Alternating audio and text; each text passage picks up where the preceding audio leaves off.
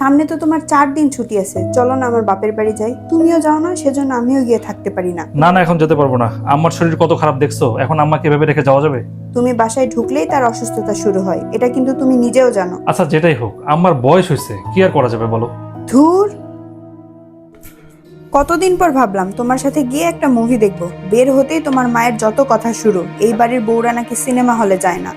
আরে বাবা, আম্মার বয়স হয়েছে, বোঝার চেষ্টা করো। কিছু বললে ধরতে যেও না, একটু ধৈর্য ধরো। তুমি শুধু আমাকেই বোঝাও আর আমাকেই ধৈর্য ধরতে বলো। আচ্ছা ও আমি দেখে নিবো। আচ্ছা ঠিক আছে, রাখ।